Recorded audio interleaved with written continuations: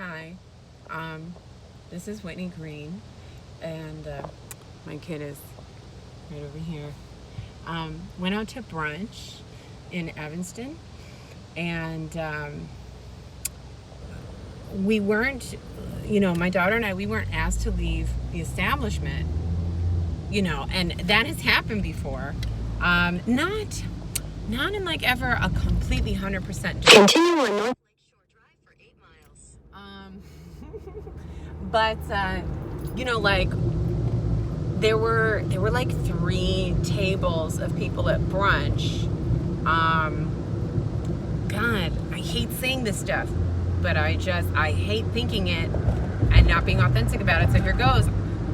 If you don't like me saying this, I understand, but they were all seniors, and they were all white, and they were being hostile because my daughter was, like barking screams like here and there. She screamed a little, a bunch of times, okay?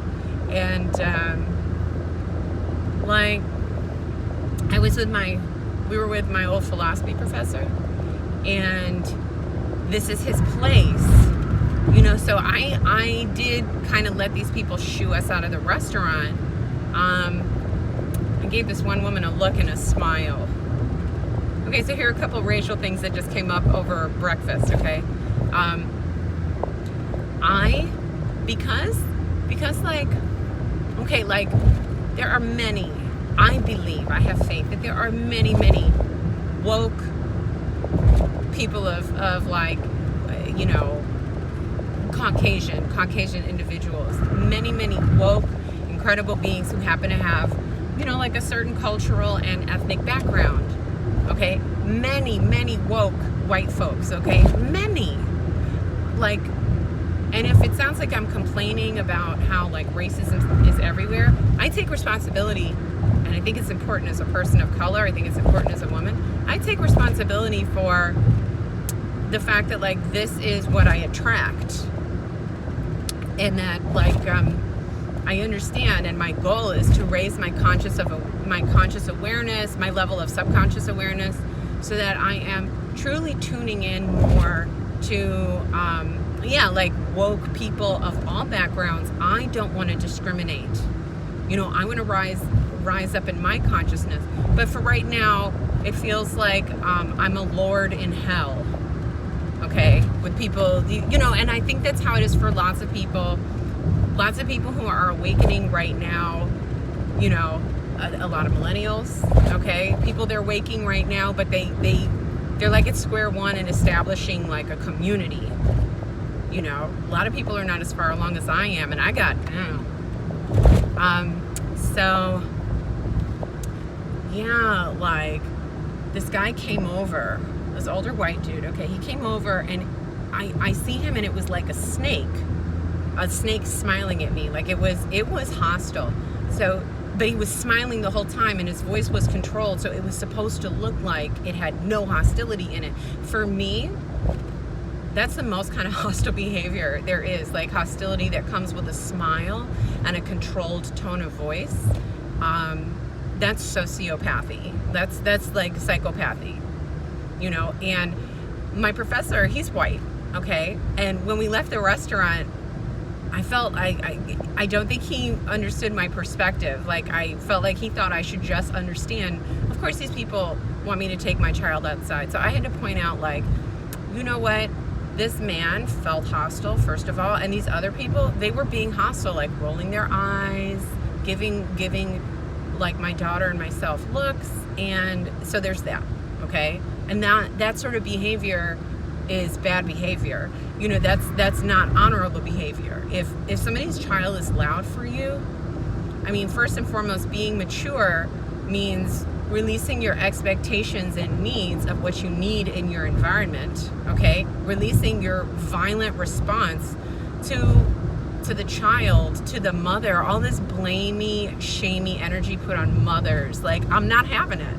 And I'm not having it largely because I have so much Black racial identity in my development. I know when something is counterfeit and when not to take it from my Black experience. And then like I run with it for my female experience, and I've started to use it even as a person who has some dynamics, some significant dynamics of what you could say is white consciousness. Like I do have some white identity in here, and I'm going to have self-esteem for all the parts of me. I have other aspects to my background, but those are, There's a 6 minute slowdown in 2 miles. You are still on the fastest route. Anyway, let's see. So like I wanted to come here and say, I don't care like a person's conscious reasoning for why they would do this. Like a white man coming up to me in public, I don't know who he is, and being a little hostile. I don't care how much he's covering it up. In fact, it bothers me more the more he covers it up. If he could just express that he's angry or irritated, I can handle that. I think that, that's much more mature. But yeah, like a white person coming up to me and insinuating that I leave an establishment and take my daughter, who is partly of a different race than myself, and there's so much discrimination happening, as we all know, against Mexican Americans. Like when she's with me, I think a lot of people will assume that I'm Latina, and so they might give her and myself as a unit attitude because we reflect what they see as like Latin American, as a Latin American mother and daughter.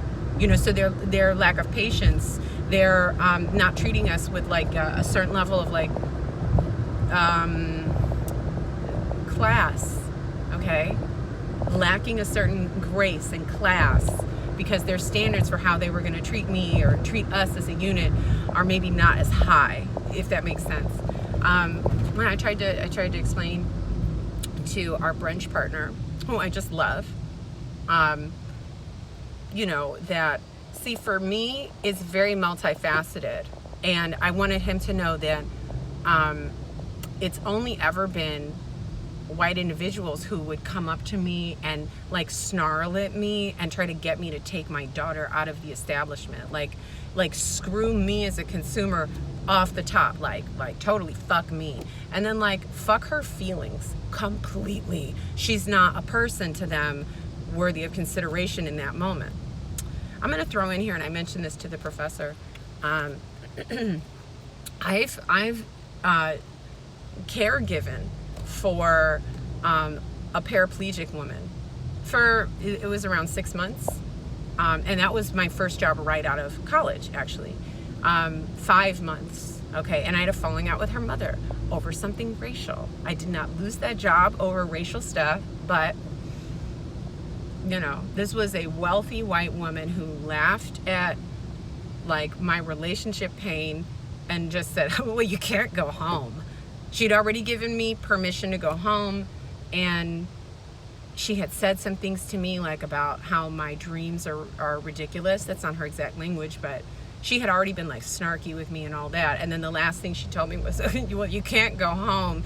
And I'm in her, her apartment on Lakeshore Drive, the 30 something hundredth block of Lakeshore Drive. She has 2 condos, or she did have 2 condos, between Belmont and Irving Park. And just this, this woman talking to me like this, I felt like I said before, like a moral and spiritual obligation to leave.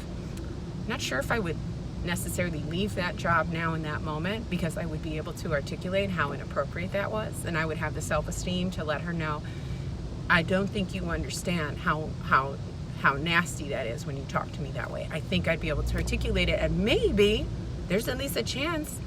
She was kind of woke. She was a kind of woke white lady. She'd come out of the closet. She was lesbian, and she did healing work. She might have been able to hear me, but people who do healing work and all that, they identify with new age shit. Sometimes they're the most hypocritical. I think we know that, right? So anyhow, yeah, like it was just insinuated that I leave the restaurant with my daughter just now, and I just came here because I'm coming here to talk about racial stuff in this phase of life. I don't know how long it lasts, but I just came here to mention, like, as a mother, it's only been white. Head south Toward North Lakeshore Drive. And it's happened a In lot. 600 feet, use the left lane to merge onto North Lakeshore This Drive. is terrible. Use the left lane to merge onto North Lakeshore Drive, then continue straight to stay on. Head southeast on US 41 south, Can you North hear this? Lakeshore Drive. Can you hear this? I don't know if you can hear this. I'm assuming Continue you can on hear. US 41 south for 2 miles. Google Maps gets confused sometimes. They're confused. Like it's confused. Okay, what the fuck was I trying to say? Because I'm trying to wrap it up here. And I hate saying white people, white people, white people. That's very toxic. At the same time, I'm shifting my consciousness, and I'm just going to have faith that I will have a lighter vocabulary to use in the near future. I'm seeking that consciously to manifest like a truly healthier, more loving vocabulary with which to describe these dynamics and identify the players on the stage. You know what I'm saying? Like right now, I was raised calling, the demographic I'm talking about, the very large demographic in the United States that is maybe being overtaken by the very large other demographic of Mexican and Mexican Americans in the United States, okay? This demographic, I've called them white people. That's what, and there was so much talk about race growing up. So it's very ingrained in me. I'm not saying that makes it okay. I have empathy for GOP people and Trump supporters. It's been important for me in the past. Like I said, like I've had relationships with I'll say I believe 2 white men, okay, who have families who had like literally and consciously racist beliefs. I'm not even going to go into that. I was about to give you an example, and it's like, no, let's not even go there. And so, like, I had to find a way for one of these guys. He was ashamed of our relationship. He didn't want to talk about our relationship with his family. I'm not even saying that's the reason why we didn't work as a couple. I'm just saying that was a present dynamic, and I've never been in a relationship, like I've never cared about anybody else who I had like racial shame issues, and I love them. I've never, but I do have one experience with that, and it's been like really important. This person has been in my heart for a really long time, and it's, it's been painful for a really long time, and it's helped shape my perspective. I've had to rise above a lot of things, just to know that I love this person. But I'm getting texts. Okay. The other individual though, like, he didn't have the racial shame issues. His family is Republican and like Christian, and they have like the GOP beliefs, like, traditional GOP beliefs, lots of them, and they're unapologetic for where their beliefs are.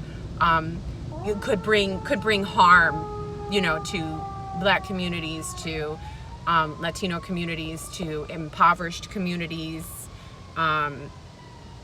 community of survivors of assault. Like they're totally unapologetic and all that. And so the racism there is different. Sometimes people would admit to it and sometimes they wouldn't, but usually it would just kind of slip out accidentally, and I'm from Chicago, and that's how racism has often been expressed in my life here. It's the little nasty, it's the insidious ways that it kind of seeps out of your fucking pores. Like, you look me in the eye, motherfucker, and you smile, but you look like a fucking snake, and you say, do you think you could do something about your daughter, because she's been screaming. He like smiles, like, she's been screaming the entire time. Okay, so off the top, that's logically incoherent. She's been bursting out vocally, like once every minute and a half, maybe to 3 minutes, okay? And I quiet her down each time, but I don't jump all over my kid to be quiet. Again, that has to do with racial identity, has to do with the fact that I'm raising a little girl, has to do with the fact that I'm a bit of a vocal coach. Head southeast. North Lakeshore Drive toward East Chicago Avenue. 600 feet. Oh my turn right goodness, onto East and Huron if you Street. want, you know exactly where I am. Turn right onto East Oh my God, Huron can I get Street. you to go away, please? They want me to turn right here? I'm not turning right.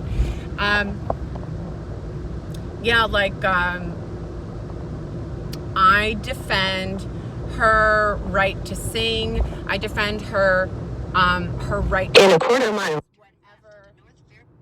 Head south on US 41. Oh my God, I south, can't stop North it. Lakeshore Drive. I defend her right to articulate Continue on US anything 41 she south for needs 1.5 to. miles. I articulate her right to, I defend her right, I'm a warrior for my daughter's right to articulate any fucking emotion she has. She's sleeping right now and I'm trying not to say the F word in front of her so much. My daughter is not going to be dealt with inappropriately or abusively and not be able to speak up about it. And people will see her coming and see that she can speak up about it. Okay? And so, predators will leave her alone because she's loud and she's not afraid to express herself. So, I don't have time to go into this with the guy that comes up to me kind of, subconsciously vile, but, superficially very polite, He's distorting reality. He's being psychologically abusive to say my daughter has been screaming the entire time. I've been sitting here having a conversation with somebody from the philosophy program. We've been having a conversation. If my daughter was... And we've talked about politics. We would not have been able to do that if my daughter was screaming the entire time. You feel me? So I'm very sensitive to certain abusive dynamics coming from people like white Americans. And I have very little... I have tolerance for it. But it triggered me and I decided not to say anything because I'm triggered. Let's not even go here. You have a problem and now your problem feels a little bit like my problem, but I'm just gonna go breathe it out. You're not gonna ruin my day. I'll forgive you. I will, okay? But this one bitch, Head west on East Jackson Drive. while I was sliding out, 600 oh my feet, God! use the second from the left I really lane to think turn that left if I onto go, South Columbus Drive. I'm pretty sure because this is on my phone how my phone works. Use the second from the left lane to turn left onto South Columbus Drive. Then use the right 2 lanes to turn right onto East Congress Parkway. I was listening to this chick, Glacia. I love her YouTube channel. I've just started watching it. And she was saying, if you're trying to book a consultation with me, she was saying there's a lot of resistance. There's a lot of resistant force to the work that she's doing right now. So if you try to book a session with her, she said the computer might mess up. It might send you into an error, a page that says error. And she's saying that's those are psychic forces that, Use the right. basically she's saying the East Congress system, Parkway, East Ida B. Wells Drive. oh my gosh, put some interference in here. So she said, if you try to book with me and you get In a quarter mile. Turn left onto South State Street. and you get a weird error page, she's saying because she's talking to a demographic of people who believe in energy, she says, a lot of you might be inclined to think that that's the universe communicating with you, that maybe you don't need to book the session with me. She said, but if you feel in your heart that you want to work with me, then she wanted to communicate for those people that, there is actually a lot of psychic resistance to her spreading her message. And, don't be afraid to veto the veto, if that makes sense. If the computer blocks you, then, email me. I love that she said that. And I'm seeing that in my attempt to make videos here. Every time I try to make a video, something goes very wrong, and I've posted half of them anyway. So right now something's going wrong. Not right this second, but I'm going to post it. Yeah. So what happened today, that felt like a racial assault. Actually, it did. But it's the sort of racist dynamic that in our culture today, GOP is really vocal about how disgusted they are with people like me who call this dynamic racist. Of course. Turn right onto East 9th Street. Oh my God, I don't want them to tell you where I'm staying exactly. I'm gonna get off. I'm gonna stop. I'm meeting somebody. I'm seeing people and shit. In 600 feet. Turn left onto South Plymouth Court. Okay. I'm stopping before I get to Plymouth Court. I guess I have to take this down. I guess I can't put this up. But Plymouth Court, I'm not gonna worry about you knowing it's Plymouth Court. Turn left onto South. Plymouth Court. Then your destination will be on the left. Okay. Okay, I'm just gonna wrap it up. yeah, it felt fully racist, but it also felt forgivable. I'm feeling my feelings. I'm processing them. I'm not running from my thoughts. I'm sharing them. If it sounds like I'm spewing racism, like, I get it. I also think maybe you don't empathize because maybe you don't want to. Maybe you're invested in another perspective on all this. And you know what? That's all okay.